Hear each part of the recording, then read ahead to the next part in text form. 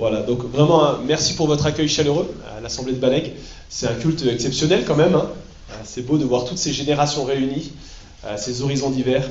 Donc effectivement, on est arrivé depuis 2 ans désormais sur Genève avec toute notre famille. Et puis Dieu voulant, on accueille un 4e enfant début décembre. Donc c'est bien ça, Fabien, tu as tout juste. Donc voilà, c'est un plaisir effectivement. On était en France auparavant. Et là, on a ce service auprès de l'Institut biblique de Genève, la 103e promo, ça fait plus de 100 ans que cet institut est en place. Vous êtes d'ailleurs les bienvenus, nous avons un culte d'ouverture la semaine prochaine, et le culte de clôture aussi en fin d'année, qui sont généralement ouverts au grand public. Donc c'est une joie. Bonjour aussi de la part de toute l'équipe de l'Institut biblique, David Niblack, le directeur, et puis tout le staff. On a eu l'occasion de présenter hier l'Institut, mais on est heureux cette année d'accueillir des couples, des familles, des célibataires qui viennent creuser l'écriture pendant 1 an, certains plus, mais déjà il y a un programme d'1 an, et pour certains c'est vraiment... merci. Pour certains c'est un temps enrichissant, mais c'est aussi des défis, parce qu'ils mettent 1 année à part, ils arrêtent leur travail pour 1 année, leurs études pour certains, et donc vous avez de quoi prier aussi pour eux. Alors, effectivement, le mandat qui était le mien, c'était de parler du temps. Que dit l'Écriture, que dit Dieu du temps? Nous étions dans Ecclésiaste 3 hier matin, et je vais faire appel à vous, les jeunes du Jeune Fédéral. Donc nous avons vu dans le premier temps ensemble que c'était un temps pour Dieu. Et sur votre horloge, alors je ne sais pas si on a emmené l'horloge, on l'a pas Samuel, c'est pas grave, vous connaissez les horloges en Suisse normalement. On a dit que c'était la petite aiguille, des heures. On a posé ça. Le temps est à Dieu et nous avons vu... Qu'est-ce que nous avons vu dans ce premier moment ensemble? 3 dimensions du temps. Il y a la dimension, et on a commencé par ça, qui nous dépasse, l'éternité. Et il faut démarrer par là, sans quoi on n'arrivera pas à voir ici-bas notre rôle. Souvent on fait l'inverse, on se préoccupe de ce qui est autour, ce qui est dans ma semaine, et on oublie qu'il y a une dimension éternelle et que ce que je fais là a un impact pour toujours. Et puis une deuxième dimension qui est la dimension des saisons, on a vu dans l'Ecclésiaste, et puis enfin la dimension volatile. L'instant T, et en hébreu kairos, et puis on a vu ces 3 dimensions. On a vu aussi hier matin qu'il te restait 3 choses. On a vu que les temps étaient dans ses mains, mais que dans tes mains il y avait 3 choses qui te restent. Espère, du coup. Reconnais, sans reconnaissance, nous dit l'Ecclésiaste. Et crains l'Éternel, le commencement de la sagesse. Enfin, hier soir, vous avez été vaillants. On allait dans un autre texte biblique, nous étions dans le chapitre 5 de la lettre aux Éphésiens, selon Paul. Et puis là, cette fois-ci, la grande phrase qui était la nôtre, ça a été rappelé en début de culte. Si Christ a racheté, rachète le temps pour Christ. Si Christ a racheté un si grand prix, c'est le même terme de la rédemption qui est là en Éphésiens 5, rachète le temps pour Christ, pour l'Évangile. Et qu'est-ce qui vous reste de hier soir? Pour ceux qui ne dormaient pas, peut-être. Qu'est-ce qui vous reste? Un temps pour la volonté de Dieu. C'est bien. J'ai listé là, c'est ça. Mais il a raison, il en a pris, il faut s'en servir. Un temps pour la volonté de Dieu. Voilà comment racheter le temps pour l'Évangile, chercher sa volonté dans l'Écriture. Qu'est-ce qui nous reste encore? C'est souvent une question de priorité dans l'agenda. Souvent une question de priorité. Des fois on est overbooké, on a trop de choses à faire. Mais en fait, ces choses à faire ont pris la place de ce que Dieu a prévu pour toi. Qu'est-ce qui vous reste encore de dire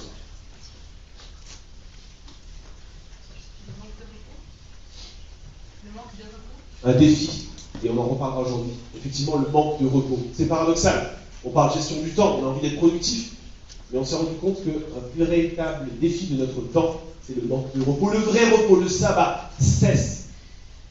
Vous vous rappelez du soir et du temps? Rien entre les deux. Le premier jour d'Adam et Ève, c'était quoi?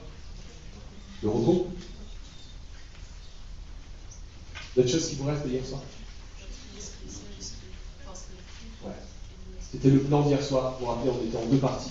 On passe de la folie des jours mauvais à la sagesse des jours saints, mis à part pour le Seigneur, pour l'Évangile. Merci. T'as compris la boucle?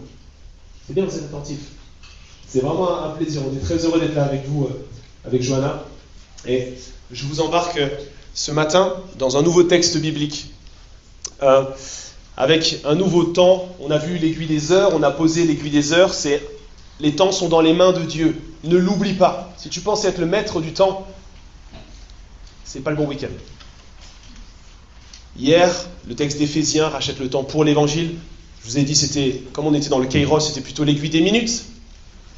Il nous reste une aiguille. L'aiguille des secondes, qu'on appelle aussi la trotteuse.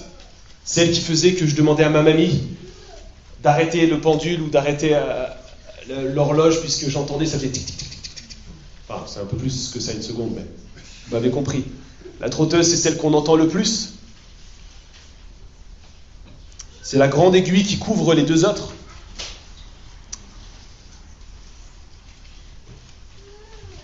Alors, une nouvelle phrase qui nous reste à découvrir. Voilà. Si tu devais retenir une chose de ce matin, aiguille des secondes, qui couvre les autres aiguilles, en tout temps, Jésus est là. Alors quand tu seras dans ta salle de classe, quand vous serez dans votre salon, et que vous entendrez cette aiguille des secondes, peut-être vous rappelez-vous qu'en tout temps, Jésus est là. Si parfois on a tendance à l'oublier ou mettre Jésus dans une petite case en disant « je le sors quand j'en ai besoin », au moment voulu. Le dimanche par exemple. Après je le remets de côté. En tout temps, Jésus est là, c'est ce qu'on va voir ce matin. Avec un texte clé, j'aimerais vous emmener dans l'évangile selon Matthieu. Je vous invite à ouvrir vos Bibles. Je vais utiliser la version second 21, si vous avez des smartphones ou votre appareil numérique. Sinon, si vous avez des Bibles, qu'importe la version, ouvrez-la s'il vous plaît, au chapitre 14 de l'évangile selon Matthieu. Nous allons, cette fois-ci, tirer un enseignement directement de la part du Maître, qui est avec ses disciples et qui ont un agenda bien rempli. Et c'est intéressant puisqu'il a été évoqué par un frère tout à l'heure. Il a été question de gilet de sauvetage. Vous verrez le lien tout à l'heure. Évangile selon Matthieu, le plus long des 4 évangiles, 18 300 mots qu'on attribue à un inspecteur d'impôts qui a été repêché par le Christ pour devenir un pêcheur d'hommes, n'est-ce pas ? Un évangile qui met en valeur l'évangile, justement, et son accès universel. 32 mentions du royaume de Dieu. C'est un thème prépondérant dans cet évangile. Un royaume qui fait immersion avec Jésus, un royaume dont la Bible parle depuis l'Ancien Testament de manière bien mystérieuse et qui, ici, éclate au grand jour. Jésus le rend clair. L'image aussi avec les paraboles du royaume. Royaume dont l'ambassade est l'Église. Royaume que rien ne peut arrêter. Royaume qui sera éternel et dont Matthieu nous invite à vivre les implications ici-bas. C'est ce qu'il fait dans tout son évangile.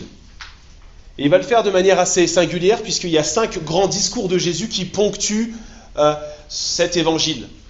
Et alors, entre ces grands discours, il y a de l'action, des oppositions aussi au Christ, des intrigues. J'aimerais bien te donner envie de lire l'évangile de Matthieu. 5 grands discours, 5 grandes masterclass de Jésus qui a des choses à te dire, et entre chaque, de l'action, des intrigues et de l'opposition qui monte. Alors nous sommes au chapitre 14, si vous avez tourné les bonnes pages. Il y a déjà eu un grand discours justement, le fameux sermon sur la montagne. Il y a eu un envoi en mission, il y a eu des paraboles, encore des choses à dire sur le royaume. Et puis, chapitre 14, l'opposition est déjà bien montée envers Jésus. Le 3e discours de Jésus se conclut au chapitre 13, puis de nouveau de l'action. Il y a une question qui occupe la section dans laquelle se trouve notre texte du jour, c'est « Qui est Jésus ?» Il est méprisé dans son pays, chapitre 13, on le prend pour Jean-Baptiste, début du chapitre 14. Pierre déclarera « Il est le Fils du Dieu vivant ». Et nous, au chapitre 14, nous allons lire les versets 13 à 33. On va au passage glaner des choses qu'il faut savoir sur le Christ encore, qui il est. Et bien sûr, vu ce qui nous occupe aujourd'hui, nous allons voir à travers ces épisodes qu'en tout temps, Jésus est là.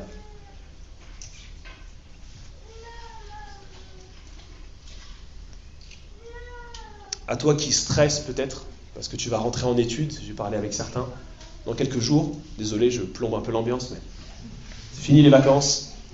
Mais peut-être c'est l'appréhension, l'anxiété, la peur. Peut-être toi qui reprends ton job ou qui continue ton travail, toi qui te retrouves seul à la maison.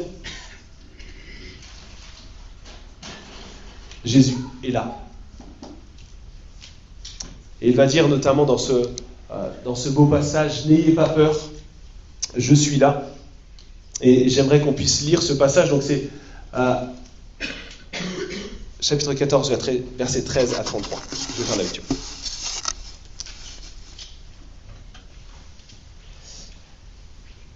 À cette nouvelle, Jésus partit de là dans une barque pour se retirer à l'écart dans un endroit désert. L'ayant appris, la foule sortit des villes et le suivit à pied. Quand Jésus sortit de la barque, il vit une grande foule et fut rempli de compassion pour elle et il guérit les malades. Le soir venu, les disciples s'approchèrent de lui et dirent « Cet endroit est désert et l'heure est déjà avancée. Renvoie la foule, qu'elle aille dans les villages pour s'acheter des vivres. » Jésus leur répondit « Ils n'ont pas besoin de s'en aller, donnez-leur vous-même à manger. » Mais ils lui dirent « Nous n'avons ici que 5 pains et 2 poissons.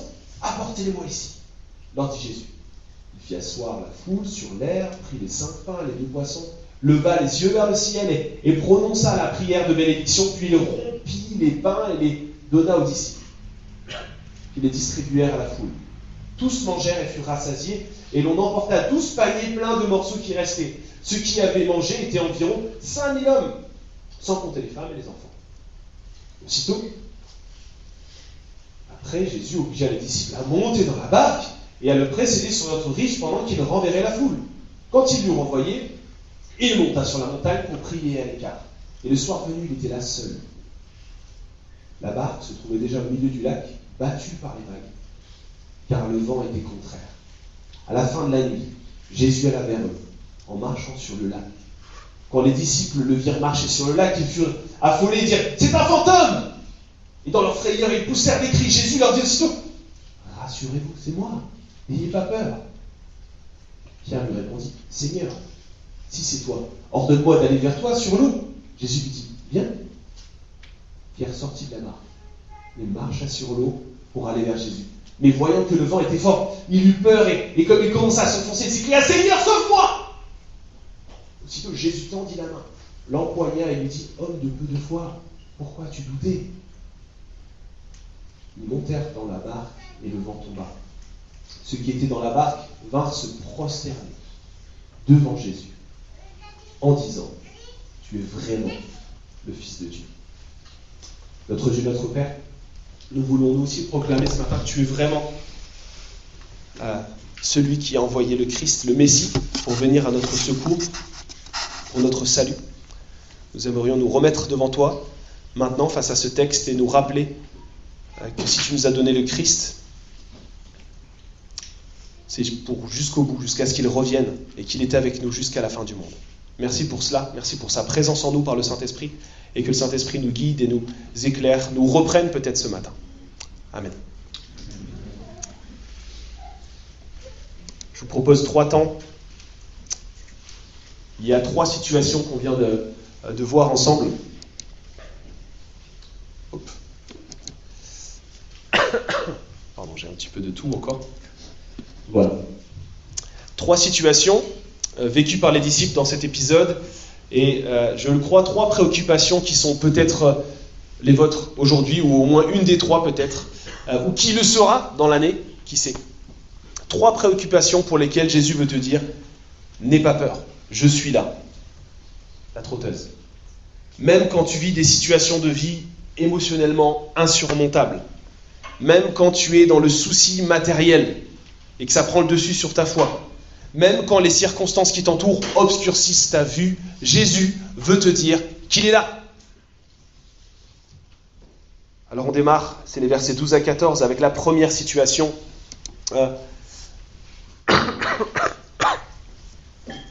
Jésus, avant le verset 13, était dans sa patrie, on sait, à Nazareth. Il s'est déplacé et il atterrit ici, au lac de Galilée, le nord d'Israël, pour une série de miracles. Et on retrouve Jésus et ses disciples qui sont, vous l'avez revu, tantôt sur terre, tantôt dans le lac, et tantôt dans le désert. Et ici, Jésus et ses disciples sont conduits vers le désert. Il est question d'un désert pour une première fois. Et je crois que ce qui les conduit vers ce désert, c'est le surmenage. Alors il faut que je définisse ce qu'est le surmenage, pour pas qu'on se méprenne. Je parle ici d'un état de fatigue occasionnel. Le surménage, c'est ce qui survient quand il y a eu des efforts intenses. Ça peut être suite à une activité physique intense, un surmenage intellectuel ou même émotionnel. Et loin de moi l'idée de dire que Jésus était dépassé, ou que les disciples étaient dépassés. Mais il me semble qu'au vu du contexte, ils étaient dans un surmenage, un grand état de fatigue. Pourquoi ? Quels signes me font dire cela ?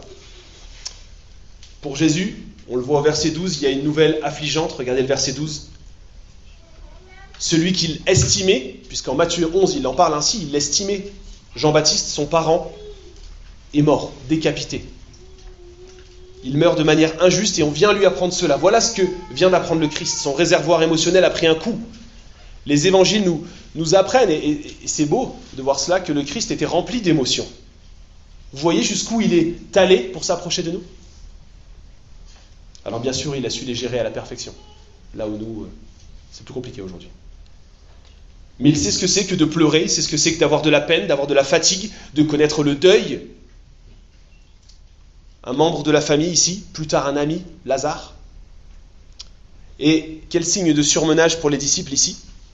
Sans doute aussi la mort de Jean-Baptiste, que certains, pour qui ils avaient de l'affection. Ça leur met sans doute un coup. Dans son évangile, Marc, dans sa version de ces épisodes, précise que tout cela arrive au moment où il rentrait de mission. Et Marc, au chapitre 6, pas besoin de l'ouvrir, mais je vous le cite, il le dit, ils se rassemblèrent, les disciples, autour de Jésus, et lui racontèrent tout ce qu'ils avaient fait, tout ce qu'ils avaient enseigné. Verset 31 de Marc 6, il y avait beaucoup de monde qui allait et venait, ils n'avaient même pas le temps de manger. Alors un réservoir émotionnel vide, un deuil à surmonter, réservoir relationnel peut-être, ils ont vu tellement de monde, réservoir physique, ils n'ont même pas le temps pour manger à cause du service, de la mission. Voilà quelques signaux qui peuvent te montrer peut-être que tu es dans le surmenage, quand les choses basiques comme cela, tu n'as plus le temps, manger, dormir. Alors quelle est la réponse de Jésus au surmenage ? Puisque c'est ça qui nous intéresse aussi, voir comment le Christ répond à tout cela. Eh bien, on constate, verset 13, qu'il se retire dans un endroit désert. Versets 13 à 14. Ouais, ça, c'est les citations de Marc. Alors, quand on lit dans la version de l'évangile de Matthieu, on a l'impression qu'ils n'ont pas eu le temps d'aller dans cet endroit désert, puisqu'il y a tout de suite un miracle qui arrive. Mais quand on regarde les autres évangiles et quand on regarde les commentateurs qui ont commenté ce texte, il semblerait qu'ils aient quand même eu le temps, Jésus et ses disciples, d'aller dans un espace à part avant que la mission les rattrape. Un lieu désert. Alors il ne faut pas imaginer le Sahara, ou des grandes plaines désertiques. Il semblerait que c'était plutôt, alors en hauteur oui, mais un endroit loin de la rumeur de la ville surtout, loin des pressions religieuses, politiques, des excès du monde. Et Marc 6 précise qu'ils vont dans cet endroit désert ensemble, un temps de retraite communautaire, ensemble, à l'écart. Et c'est quelque chose que j'aime bien étudier dans les évangiles, ces moments où le Christ est à l'écart. Ça m'aide à moi aussi cultiver ce genre de temps dans ma vie, à l'écart, quand vient le surmenage.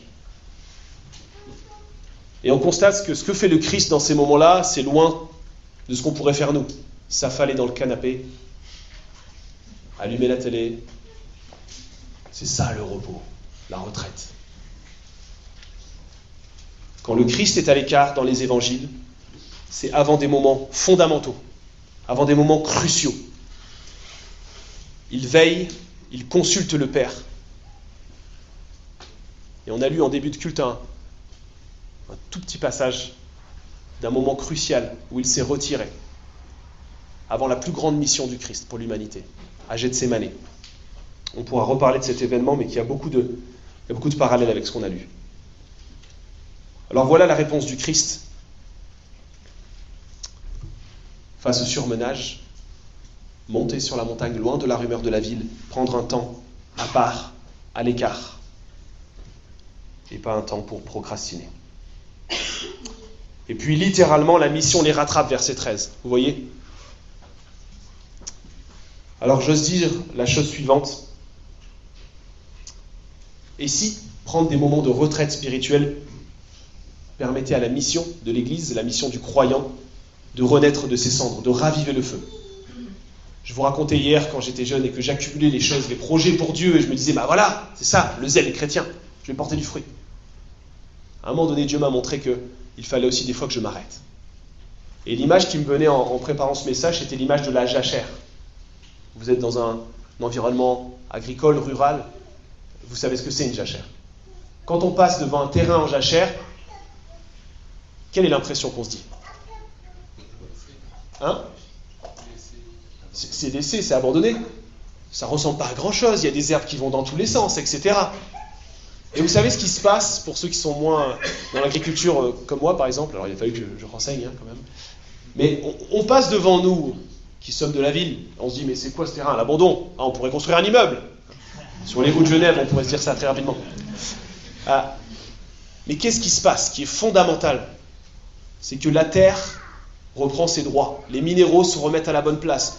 Tout en dessous se met en place pour qu'au moment donné, le labour puisse avoir lieu, on puisse semer et que la terre puisse porter du fruit convenablement. Voilà pourquoi il faut mettre un terrain à jachère de temps en temps. Et c'est pareil pour toi. Si tu n'arrêtes pas,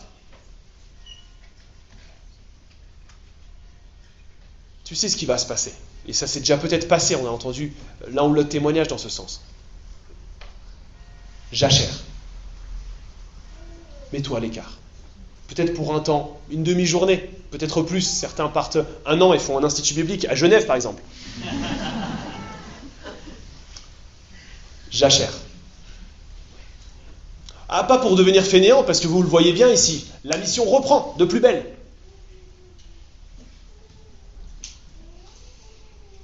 Mais pour faire jachère, il faut être prêt à se reconnaître à sec. Se reconnaître émotionnellement, relationnellement, physiquement, spirituellement à sec. Et ça coûte, hein. Allez voir un frère dans l'église, parce que nous les hommes, on a peut-être encore plus de difficultés à partager nos émotions, n'est-ce pas ? Ou peut-être c'est que moi, non. Je parle pour moi alors. Mais allez voir un frère et lui dire qu'on est spirituellement à sec. Que psychologiquement, en ce moment, émotionnellement, on se sent vraiment à plat parce qu'on a vécu un grand deuil. Et pourtant, n'est-ce pas ça, se partager le fardeau les uns les autres ? 803 fois, il est mention dans l'écriture de les uns les autres. Et on en profite peut-être pour 2% dans nos églises locales. Saisissons ces vérités de la parole. Mettons-nous à nu, essayons de fendre l'armure pour se reconnaître émotionnellement, parfois relationnellement, physiquement, spirituellement à sec. Et envisageons, parce qu'il est question d'une communauté ici, Jésus et ses disciples, parfois il est seul, Jésus sur la montagne, ce sera le cas plus tard, et parfois ensemble, peut-être en équipe de responsables d'église, d'anciens, s'il y en a dans vos églises ou autres, de partir, faire jachère pour un temps.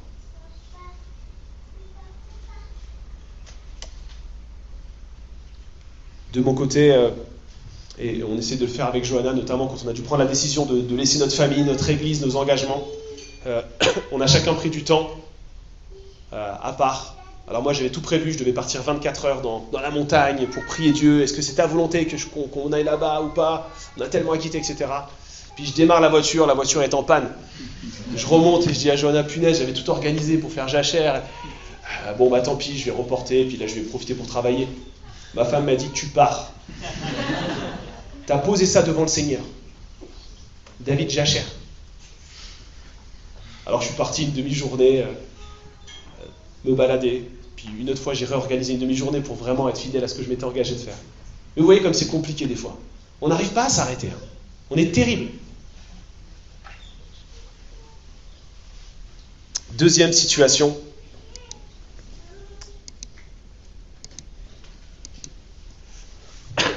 Les versets 15 à 21.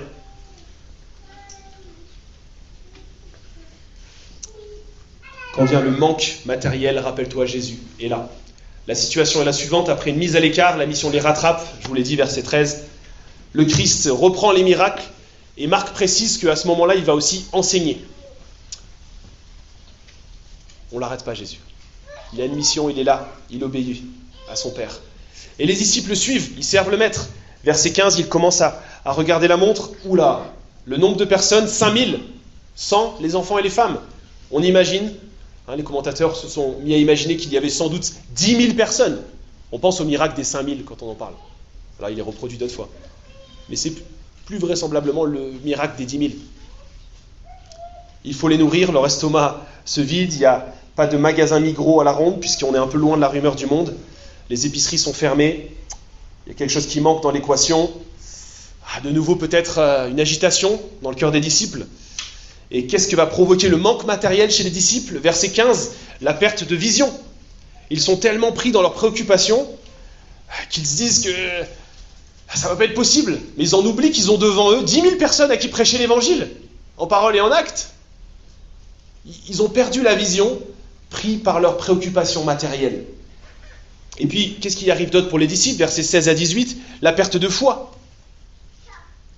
Ils n'ont toujours pas compris à qui ils avaient affaire. Combien de miracles leur faudra-t-il ?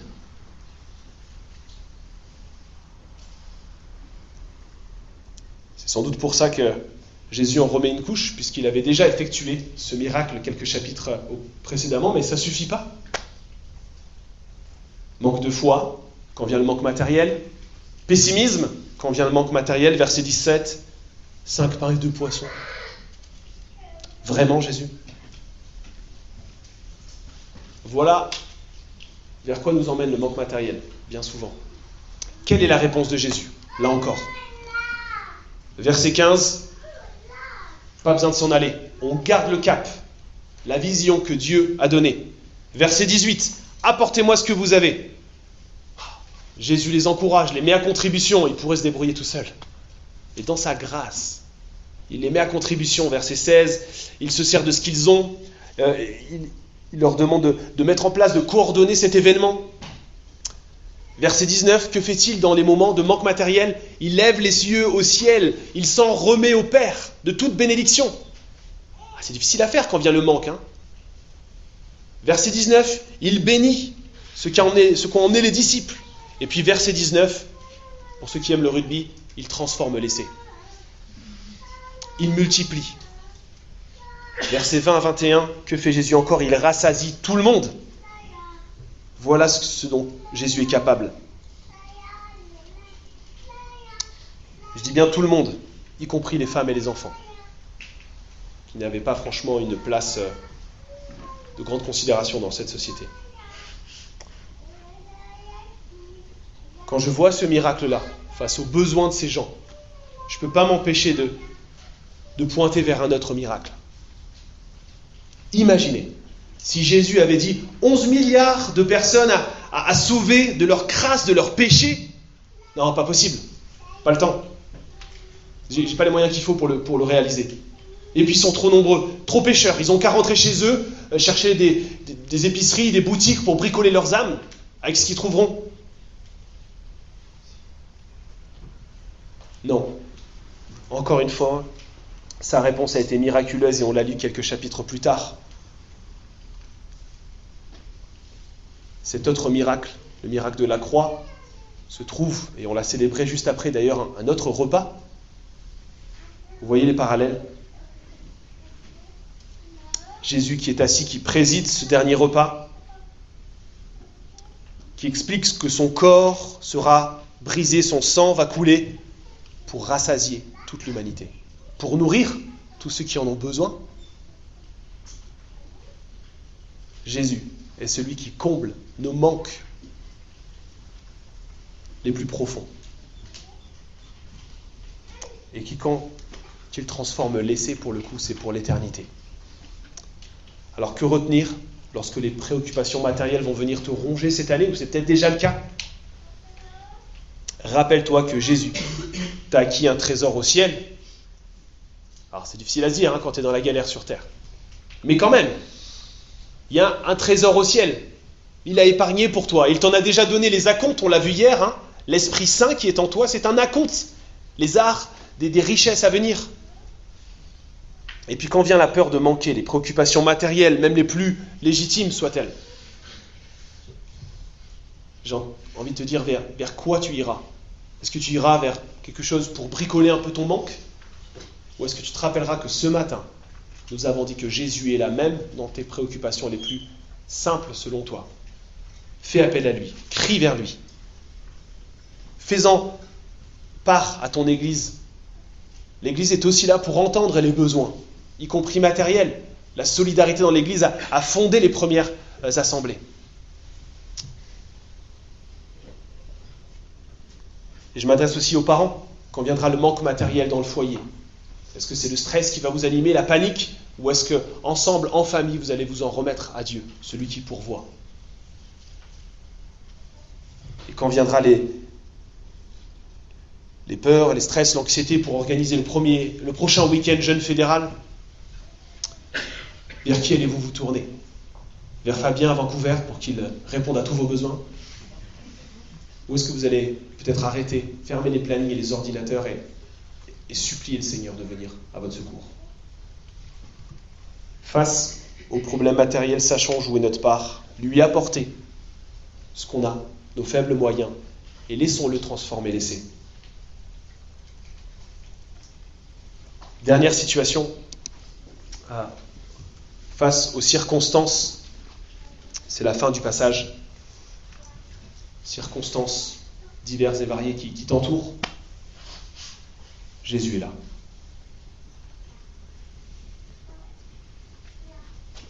Alors, de nouveau, retour à la barque. Ça chôme pas. Après un week-end jeune fédéral XXL avec 10 000 personnes à organiser, c'est reparti. Le maître, lui, retourne à l'écart. Vous voyez cela? Sur un lieu désert, en montagne, seul en prière. La seule fois où ça arrive de nouveau comme ça sur une montagne en prière de nuit, c'est à Gethsémane avant la croix. Dans tous les cas, que ce soit la barque ou la montagne, il est temps de partir.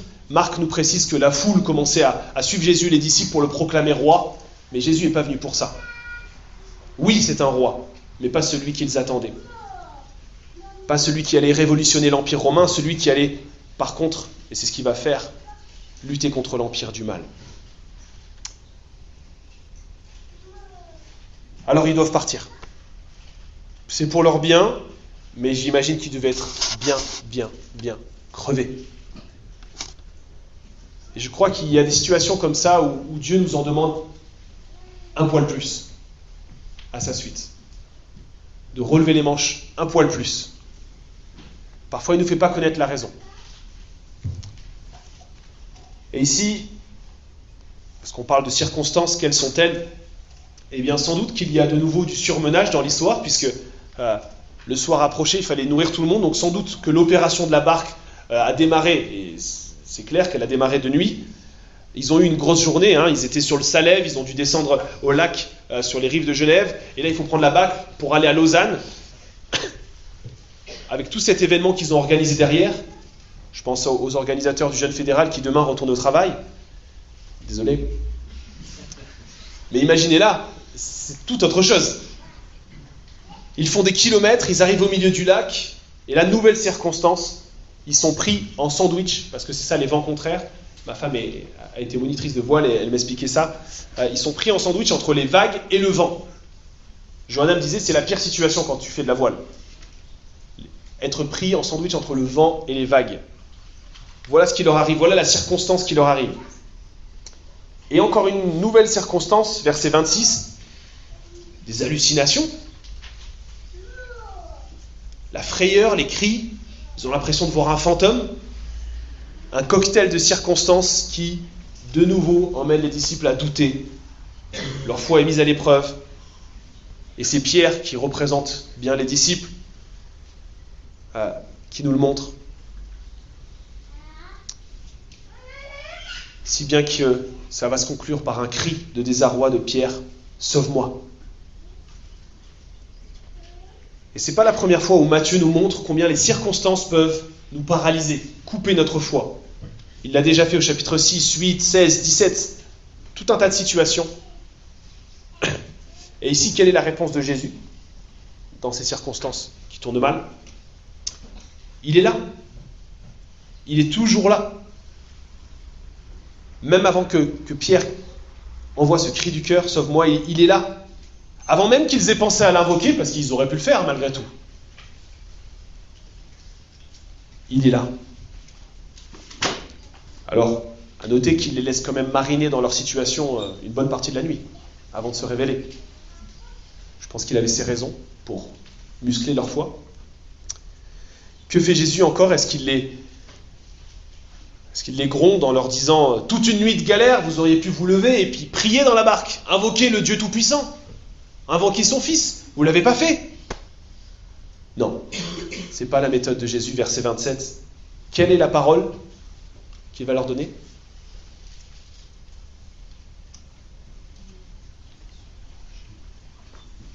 Ayez bon courage. C'est moi.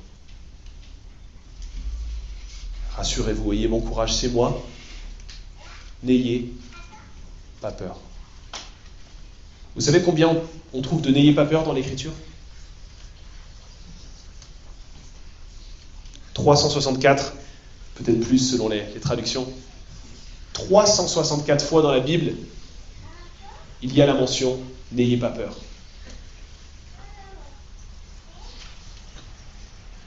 Une par jour. Ça peut être une bonne idée de plan de lecture pour cette année. N'ayez pas peur par jour. Voilà les paroles face aux circonstances de ses disciples. N'ayez pas peur, rassurez-vous. Et puis qu'est-ce qu'il fait dans les circonstances? Il va tout de même répondre à la requête. Pierre va faire une requête. Donne-moi un ordre. Jésus le fait. Pierre n'écoute pas. On connaît Pierre. Hein. Nous, on aurait écouté à sa place, bien sûr. Alors Pierre s'enfonce. Comme on est bien capable de le faire. Il s'enfonce jusqu'au moment où il crie au salut. Et puis là, que fait Jésus, versets 30 à 31? Il sauve ce qu'il sait faire. Et puis quelque chose qui m'intéresse au verset 31, c'est qu'il les enseigne. Toujours dans la tempête, remarquez. Toujours dans l'épreuve. Il n'a pas calmé encore la tempête. Il les enseigne. Il les reprend même. C'est parfois la méthode de Jésus dans ta vie. Il va peut-être te sauver d'une situation, mais il va quand même te laisser dans la situation, dans les circonstances terribles, et même te donner un enseignement, te reprendre, te corriger à ce moment-là. Mais il a ses raisons. Pourquoi doutez-vous de moi, verset 31? Et littéralement, il y a l'idée derrière d'être divisé en deux. Pourquoi êtes-vous divisé en deux? D'une part la foi, d'autre part la peur. Choisissez la foi. Et quand il les a repris, enseignés dans ce moment d'épreuve, de douleur, que se passe-t-il, verset 31? Le vent retombe. Alors, quelle sera ta réponse quand tu te retrouveras dans des situations, des circonstances pas possibles? Ça peut être la mort d'un proche, le cancer d'un proche, des circonstances déroutantes, un patron qui abuse de pouvoir, un proche qui se met à te harceler, le sort qui s'acharne sur toi, panne de voiture, etc. Et ça n'en finit plus. Ou tout simplement l'anxiété face aux circonstances actuelles, les guerres et autres. Quelle réponse tu donneras? Est-ce que tu te laisseras diviser? Tu choisiras la peur au lieu de la foi? Ou est-ce que c'est la foi qui t'animera?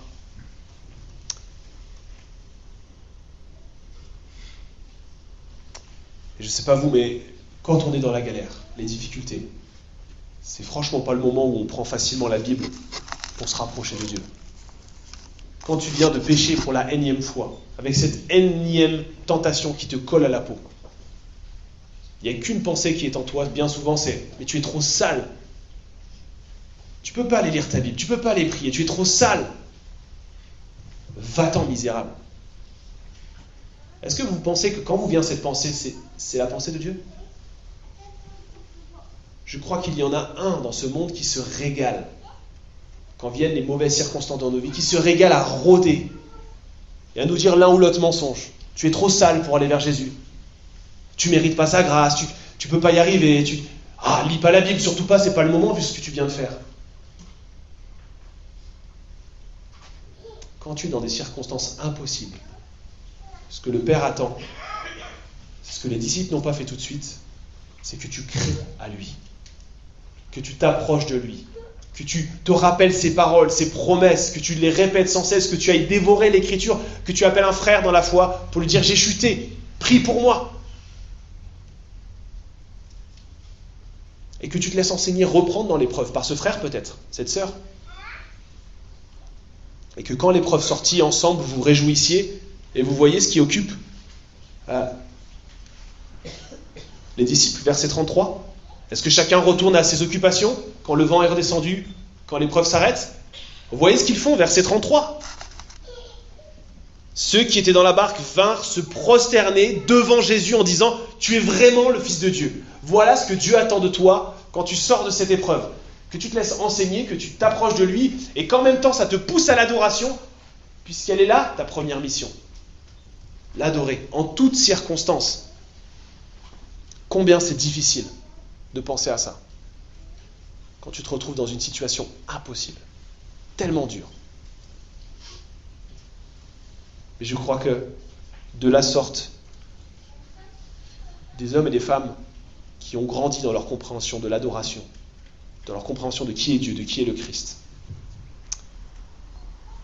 Alors n'attends pas une seule seconde, si tu es même là dans la souffrance, la difficulté, et que tu t'es éloigné de Dieu, c'est bien souvent ce qui arrive. Rappelle-toi le cri de Pierre, « Sauve-moi ».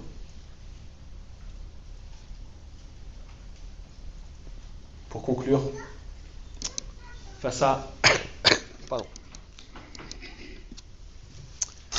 un agenda qui peut-être connaît des surmenages, des soucis matériels, des circonstances, on veut se rappeler, l'aiguille des secondes, la trotteuse, que Jésus est là, n'ayez pas peur. Lui qui a vécu tous les surmenages possibles, l'abandon, l'effroi, la fatigue, la torture, il est avec toi.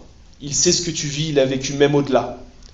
Il a porté tout cela à la croix, afin que pour l'éternité, tu bénéficies d'un repos émotionnel, physique, spirituel. Te rappeler aussi que celui qui n'avait pas un endroit où poser sa tête avait par contre pleinement confiance en la providence de Dieu, celui qui habille les fleurs des champs, celui qui nourrit les petits oiseaux, celui qui rassasie tout le monde, qui rassasiera tout le monde lors du banquet final. Quand viendra tout cela aussi, rappelle-toi qu'il est celui, Christ, qui a vécu de grands deuils dans son entourage, qui a vécu les critiques, les insultes, des circonstances pas possibles, la violence injuste, des abus de pouvoir. Il a pris en plus la colère de Dieu de plein fouet pour toi. Alors je pense qu'il sait plus que quiconque comment tu peux traverser toutes les tempêtes qui vont t'attendre, et tu en auras la vie chrétienne. Connaissons l'eau de tempête ici-bas. La parole ne nous l'a pas cachée. Mais il a connu ça, il a traversé ça, il a été plus que vainqueur, il est ressuscité. C'est à la suite du ressuscité que tu marches, du victorieux. Abandonne tout à lui. N'attends pas une seule seconde. C'est maintenant. Maintenant. Maintenant. Pourquoi attendre? Tu es dans un temps de grâce. Et c'est ça le week-end jeûne fédéral, n'est-ce pas? Un temps d'action de grâce. Prends ce temps maintenant. Je propose quelques secondes, justement, de silence. Remets-toi devant Dieu. Remets-lui surtout ce qui pèse sur ton âme, sur ton corps, dans ta situation. Rappelle-toi ce qu'il a enduré à la croix, comment il l'a traversé, comment il l'a dépassé. Arrête d'essayer de te débrouiller tout seul, sans gilet de sauvetage en plein milieu de cette mer, à essayer de te débrouiller avec tes petites forces, ton argent, tes plans. Arrête. Cesse. Et suis la voix de Pierre. Tu as juste à crier, sauve-moi. Rien d'autre à apporter à la croix que sauve-moi. Sauve-moi de mes péchés. Sauve-moi de mon orgueil. de ma capacité à me prendre pour toi, alors que tu es le Dieu souverain, tout-puissant. Sauve-moi. Et si tu ne l'as jamais fait, si tu n'as jamais fait ce cri devant Dieu, fais-le ce matin, s'il te plaît. N'attends pas une seule seconde. Tu ne sais pas de quoi demain sera fait. Je ne sais pas quand il reviendra. Je ne sais pas quand le jugement aura lieu. Mais n'attends pas. Attends pas que les autres décident pour toi, que tes parents décident pour toi. Crie à Dieu. Il t'entend.